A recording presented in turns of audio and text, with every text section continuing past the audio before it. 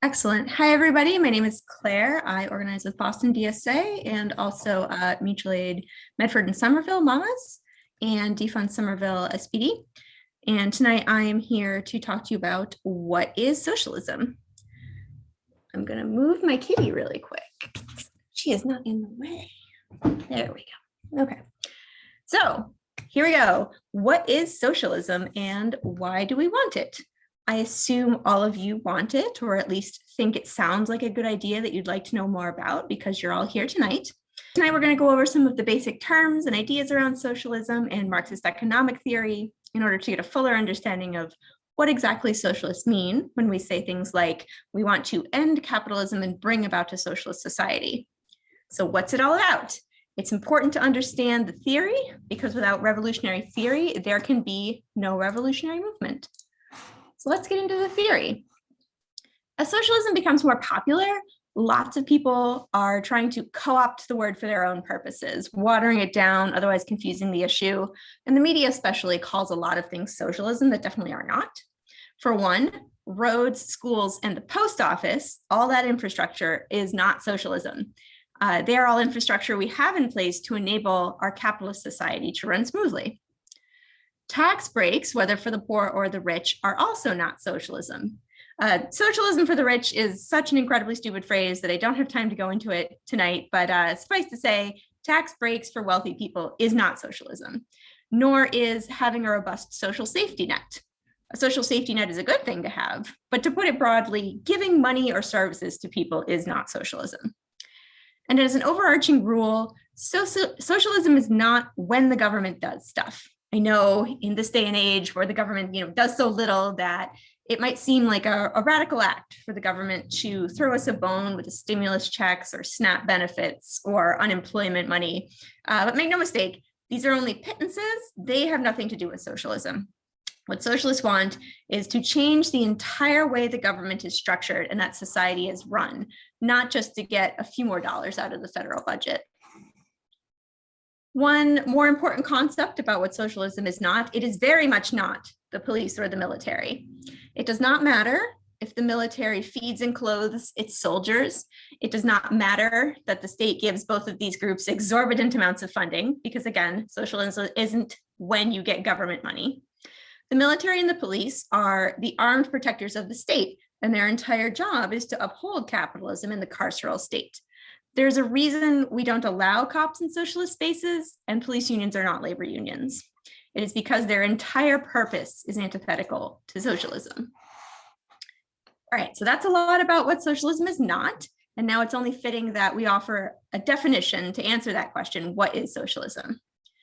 Simply, socialism is a stateless, classless society where the means of production are owned collectively. So let's unpack this. What are the means of production? Society consumes a lot of things, and consequently, we produce a lot of things too, some of them more necessary to our survival than others. It doesn't matter what you are producing, the materials needed to produce them are the means of production.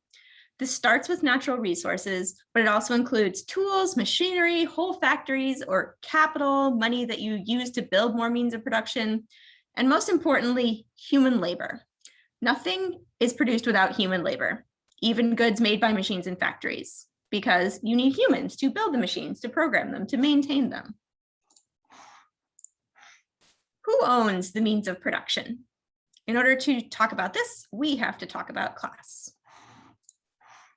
There are many theories of class, but when we use this term as socialists, it has a very specific meaning that is different from the more casual way it's used in the media. Class is not determined by cultural signifiers like what you wear, or what music you like, or how you behave in social settings. There is no lower class, middle class, upper class, no salary or savings amount that draws a bright line between the classes. Instead, class is about your relationship to the means of production. In our capitalist economic system, there are two main classes, the capitalists or the bourgeoisie, who own the means of production and earn capital passively by exploiting others' labor or the natural resources in the environment. And then there are the workers or the proletariat, who do not own the means of production. So what they must do is sell their labor power to someone else in order to survive. Capitalists and workers are not the only two classes in a capitalist system, but they are the two defining ones. The main production relationship in a capitalist society is that a small number of people own the firms that produce goods and services to be sold on the market, and they have to hire lots of people to work for them. So again, what we have is not a value judgment or a single definition, but it is a structural relationship and a resulting power dynamic. It's very clear who holds the power in the current system of economic production. Capitalists can fire workers on a whim or treat them inhumanely without consequence. Cops can terrorize and jail minority workers especially, all in defense of capitalist property. He who has the most money has the most power. What's more, it's easy for capitalists to prevent workers from amassing wealth or power.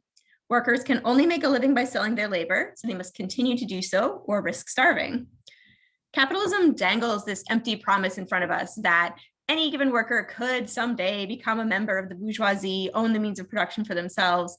This is incredibly rare, and it's not what we should be aspiring to anyway. Individually, the proletariat have little power, but Marxism posits that together, the workers are quite powerful, because without their work, no production would happen, no profit would be earned. Capitalists rely on labor that workers provide because they make nothing themselves. Workers produce the software that makes Bill Gates rich. They work in the warehouse and drive the trucks that make Amazon a multi-billion-dollar company. It doesn't matter how hard a CEO works or how good their leadership is. And frankly, a lot of CEOs' leadership is really terrible. When it comes down to it, capitalists make profit by exploiting their workers' labor. They pay workers a wage, but the difference between that wage and the value of what the worker produces is where all profit comes from. That is Marx's labor theory of value. It's a foundational concept in understanding how class, our relationships to production work under capitalism. It's also important to remember that there are vanishingly few capitalists compared to the number of proletariat in the world. So capitalists have a lot of control structures in place to guarantee that they can keep exploiting workers' labor. But if the proletariat can work together in solidarity, they have immense power to grind those systems that capitalists rely on to a halt. Because capital and labor rely on each other, but the interests of capital and labor are diametrically opposed, this is a big contradiction that turns up everywhere in our lives. And it's an antagonistic relationship between the two classes. This is called class struggle, or when it erupts, class war, where capitalists struggle to keep control of their labor pool and expand their wealth, and the proletariat struggle to throw off their change and seize the means of production. Labor and capital, while in an antagonistic relationship, must both exist together so long as we have capitalism as our system of economic production. So it is not enough to merely seize the means of production and have a different group of people become the new capitalists. If we are to be a socialist society, we must change how everyone relates to the modes of production or the means of production. The good news for us is that these relations have shifted before. We can learn a lot from studying how and why these shifts occur, and broadly, this is called historical materialism. You'll notice that for a lecture about socialism, we are talking a lot about capitalism. It is because you cannot discuss how you want to change the organization of society for the better without naming the way that it is structured now, its power dynamics, and crucially, the class structure of our relations to production. Relations to production have not always been the way they are now. Feudalism, for example, was very different from our current system. Lords owned the land, serfs supplied labor to work it, and paid the lord a rental fee from the crop they produced. Then in the 1500s, a few things changed. First of all, it was becoming very expensive for every lord to maintain his own estate and army. But more importantly, the Black Death decimated the population and made the remaining serfs much more powerful, as there were not enough of them to work the lands in the capacity they had before. People started moving around a lot more. Without estates, the upper class needed money to make money a different way, so they went out into the world to trade.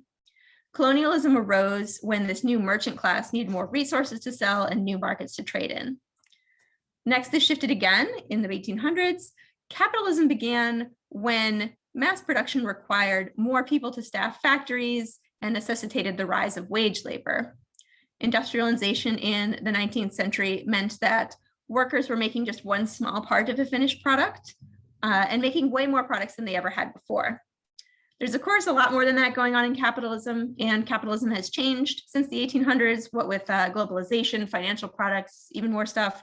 But again, while our modern conception of capitalism is this huge beast right now, it did not exist until about 150 years ago. And it is definitely not the way things have always been or the way they have to be forever.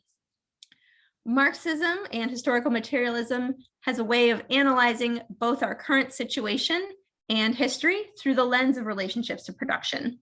As the nature of production changes, so does society. There's not one founder of capitalism, of any of these economic systems. There's no one like great man that came up with an idea and got everyone to change the world. And Karl Marx did not invent socialism. He just showed us how to talk about our economic relations and material history. You might have heard this quote from Ursula K. Le Guin before. "We live in capitalism. Its power seems inescapable. So did the divine right of kings. Any human power can be resisted and changed by human beings." So please take that in as inspiration. We did it before and we will do it again. We've considered the means of production and class. So now let's go to that first part of the definition, the state. What do we mean when we say that socialism will be a stateless society? The state is a complicated concept in Marxist theory, and we could do an entire presentation on just how to define the state. We probably will do that later. Tune in. It is more than just the government and elected officials. It includes the police and the military, who have a monopoly on violence.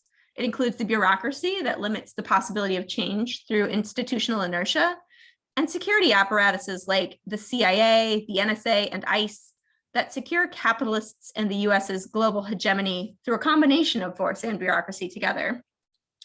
But suffice to say, the common function of all these elements is to maintain capitalists' power and property by any means necessary. For demonstration of this function, let's consider wage theft. On your screen right now is a graph of how much wage theft occurs in the United States per year. That's on the left in blue, compared to all other property crimes on the right. So look for yourself how much blue wage theft type of crimes there are as compared to all other types of theft: burglary, larceny, robbery, auto theft, all of it. More money is stolen in minimum wage violations than all those other types of theft combined. Yet, employers who steal from their employees never go to jail, only rarely pay any fines, and seldom suffer any consequences at all. The laws are written to make crimes that capitalists do to make money way less serious than the crimes working people might do to survive. Stealing money from workers is how the entire system of capitalism is constructed. So naturally, it's not a crime to do that the way it is when a worker is stealing some property from the capitalist would be. The state legitimizes this state of affairs, makes sure capitalists don't suffer consequences from harming others, and make sure that we don't question the ways that we are exploited. Back to our initial definition. We now know how class, the state, and the means of production function in a capitalist society. So let's talk about how we will relate to the means of production under socialism. The main way that socialism will be different from capitalism is that under socialism, the workers will own the means of production collectively. We'll put all the resources, infrastructure, and labor power of the world toward making sure everyone's needs are met. And not just physical needs like food and shelter and water, but human needs too. Our resources will not be wasted toward creating ever-increasing hordes of profit for just a few capitalists. This is what we mean when we say we want collective ownership and to abolish private property. Abolish private property doesn't mean that my personal books and clothes and all those things aren't mine anymore. You'll hear a lot of nonsense about how socialists want to take away all your possessions. That is just false.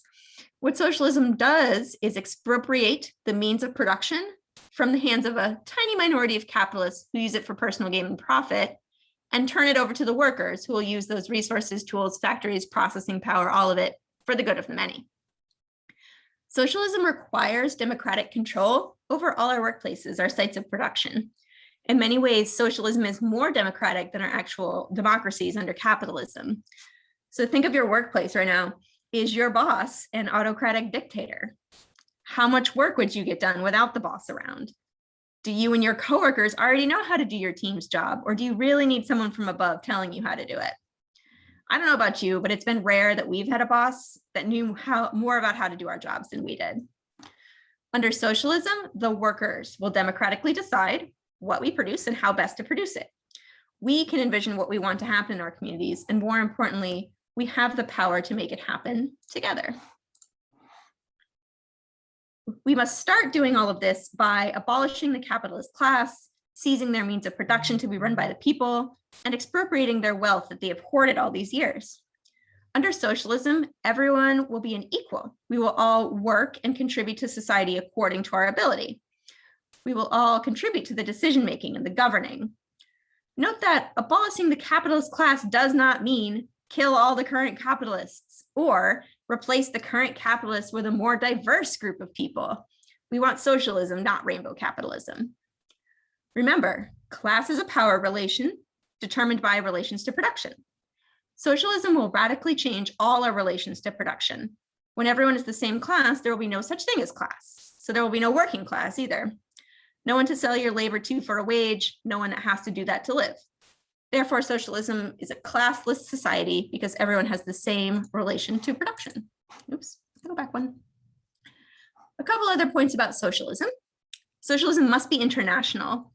Our systems of production are globalized, so we can't change everyone's relation to production without global participation. We cannot gloss over or ignore the struggles of workers in, for example, the garment industry in Southeast Asia, or Palestinian workers living under apartheid in Israel, because it is all part of the same class struggle. We will only have the power to defeat the capitalists in the class struggle when we stand together and move in solidarity internationally. So to paraphrase, an injustice to workers anywhere is an injustice to workers everywhere. Similarly, socialism must be anti-racist. Racist oppression divides the proletariat and pits us against each other. It's part of how capitalists maintain power by saying you should blame this foreigner who is, quote, taking your job, not the capitalist who is making you work for poverty wages, shipping your job overseas to pay someone even less. It's the capitalists who are our class enemies, not people of different colors and nationalities. In a classless society, racism will be obsolete. However, old habits die hard, and we have been socialized into racism for a long time now. We must explicitly work to undo racist attitudes and microaggressions in order to make a socialist society work. Life under socialism will be so much better than under capitalism, but what it will not be is a socialist utopia. Creating a horizontal democratic system that works for everyone and not just a few people in power will be difficult. We will still have problems. We will still have to work on it constantly. But the difference is we will always be working toward that stateless, classless society. We will be creating a world where humans can interact humanely. There's this common accusation that people will give you. They say, oh, things won't be perfect under socialism. Well, of course not. Yeah, that's a bad faith argument. It's a bad faith argument to say that something has to be perfect immediately in order to be worth doing. Another common one is they'll demand, oh, you're a socialist. Okay, tell me, how will you run every single aspect of society? Explain it to me in detail. And that's another bad faith argument. It's really fine that we don't have every single detail about how a socialist society will be run, because the point is that it will be run by the workers for the benefit of everyone, not by the capitalists in order to hoard wealth. The workers will figure out how to do the work democratically amongst themselves. We'll have new structures in place to organize that. The workers already by themselves will be much more efficient. They'll provide a better quality of life for the majority. And that's, anyone who wasn't an oppressive capitalist to begin with. Socialism is not a utopia, but we have a great many things to look forward to. Never let anyone tell you better things aren't possible and they aren't worth working and fighting for. Capitalism will not go away on its own. Remember that class struggle we were talking about earlier. It easily erupts into class war. The bourgeoisie are not just going to give up their power and money. We've seen that already in the brutal way the capitalists and their state apparatus try to prevent even the smallest reforms that would be good for workers and bad for their profits. A bourgeois government established for the express purpose of maintaining capitalist power. I'm sorry, it's not going to vote to restructure itself into the exact opposite of that. If socialists manage to come to power in government, the rest of the state forces and capitalists around the world tend to band together to oust or even murder them.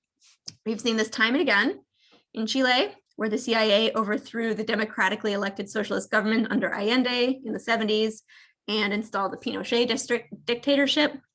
We've seen it in Peru and Bolivia just recently, where the US government supported coups against socialist leaders. And we've seen it in our own country, where socialists have been expelled from office or blacklisted. The good news is capitalism sows the seeds of its own destruction, mostly by being incredibly shitty and exploiting workers beyond their breaking point. Capitalism lurches from crisis to crisis, wars, economic depressions, and the contradictions it creates are too much for exploited people to buy into anymore. They don't believe capitalists' lies and propaganda. Capitalism will not go away on its own, and we also won't vote it away. We're taught that democracies are the answer to everything. And similarly, in the 1800s and early 1900s, even states with democracies didn't let women vote, or men who didn't own property, Black people, you name it. And they had this liberal idea. The liberal idea was that universal suffrage would bring about a better electorate, would bring about a state that was more favorable to the workers.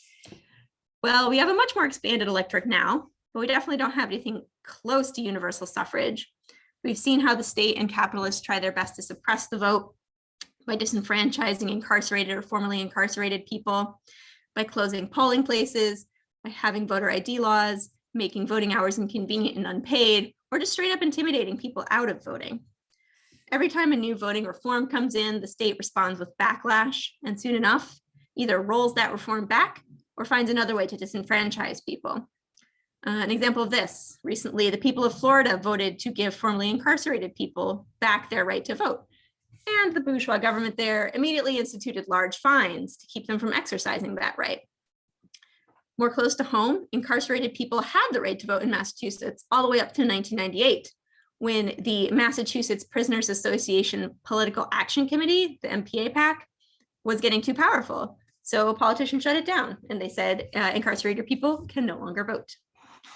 So democracy is not going to save us.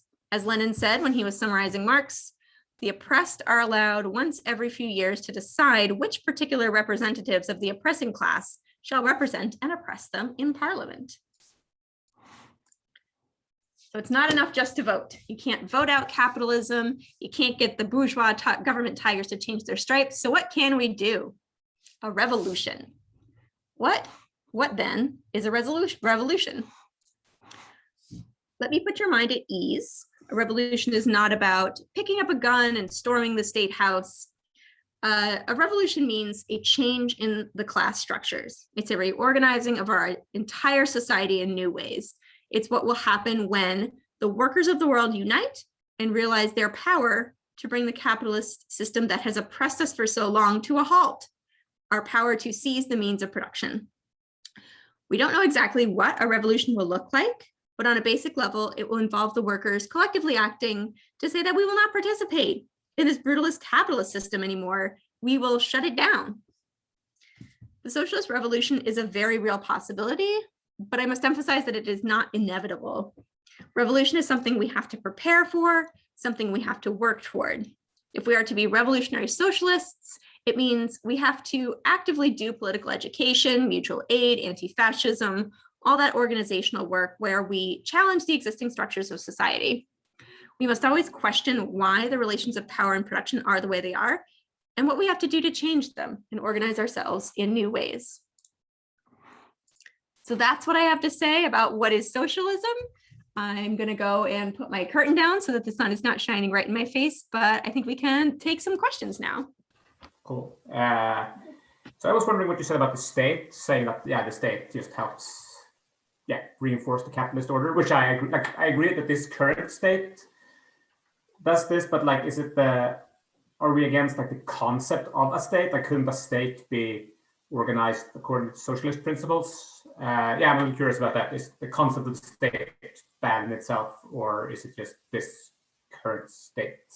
Yeah, there's a range of ideological beliefs about, the role of a state after we do the socialist revolution. Like, will we need a state to administrate things? Will the state, the phrase is wither away after we no longer need it to enforce the systems? But I personally am a communist, so I believe more in the state.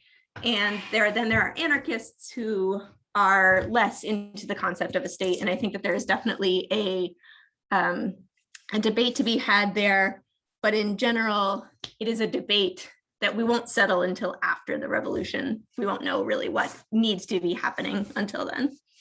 So, you point out insightfully that the state has a monopoly on violence. And my question, as somebody who hangs out with an SRA kind of crowd, is how do we manage violence after the revolution? Who's in charge of that? Is anybody in charge of that? How much is anybody in charge of that? Yeah, the main concept for after the revolution is the dictatorship of the proletariat. And that word dictatorship kind of trips people up sometimes because we have an idea of what a dictator is in capitalist societies, in imperialist societies. But really, when Marx and Lenin talk about the dictatorship of the proletariat, it just means making sure that the proletariat can stay in power, because of course, immediately what will happen after the revolution is the capitalists will be very mad that we have taken away all their stuff and their power, and there will be massive backlash to the whole thing. So there does have to be some kind of enforcement mechanism for sure at the beginning to make sure that the proletariat can maintain the workers' state.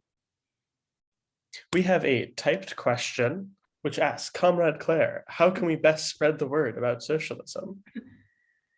There are lots of good ways to spread the word about socialism. I think even just knowing, this is the first step, knowing what socialism is and what it isn't, and being able to talk about it with people, because in our current capitalist propaganda milieu here, there's really not a lot of places where you can learn about what socialism really is. There's a lot of just propaganda and a lot of fear mongering and Fox Newsing and making socialism out to be all of these terrible things that it really isn't. So the first thing is to just be proud and say, here's, I'm a socialist and I believe, and it means I believe this. It means that I believe the workers should own the means of production.